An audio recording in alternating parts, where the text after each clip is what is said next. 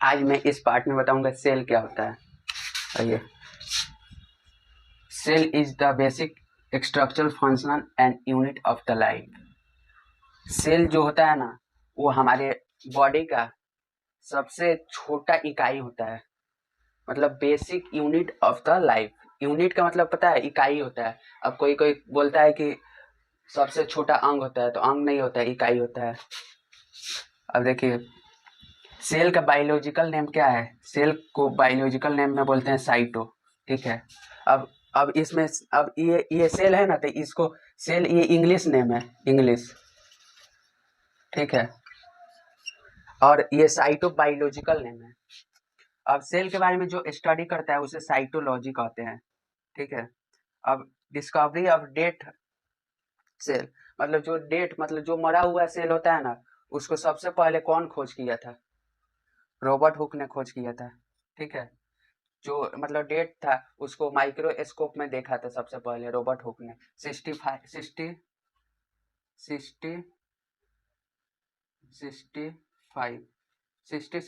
में देखा था सबसे पहले रॉबर्ट हुक ने।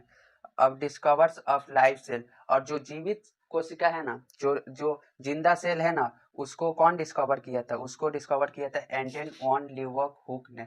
एंटन वॉन लीवक हुक ने जो जीवित सेल है उसका ये खोज किया था, एंटन वॉन लीविक हुक ने। ठीक है। सेल को प्रूफ कौन किया था?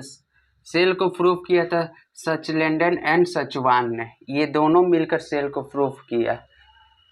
अब देखिए, the smallest cell of the world, मतलब सबसे हमारे वर्ल्ड के सबसे छोटा कोशिका कौन सा होता है?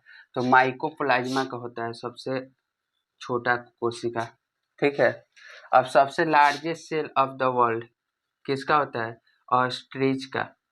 ठीक है। अब कंटिन्यू रहिए नेक्स्ट पेज में, अब इसके आगे बताऊंगा और सेल के बारे में।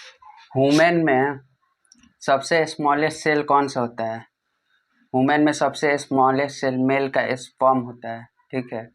और सबसे लार्जेस्ट सेल कौन सा होता है ह्यूमन में? तो ओवन होता है फीमेल में। और सबसे लॉन्गेस्ट सेल कौन सा होता है ह्यूमन में? न्यूरॉन होता है। और ह्यूमन में किस पार्ट में सेल डिवीजन नहीं होता है? तो ह्यूमन में न्यूरॉन में सेल डिवीजन नहीं होता है। और सबसे फास्टेस्ट सेल डिवीजन कहाँ पे होता है? लीवर में होता है सबसे फास्टेस्ट सेल डिवीजन। ठीक है।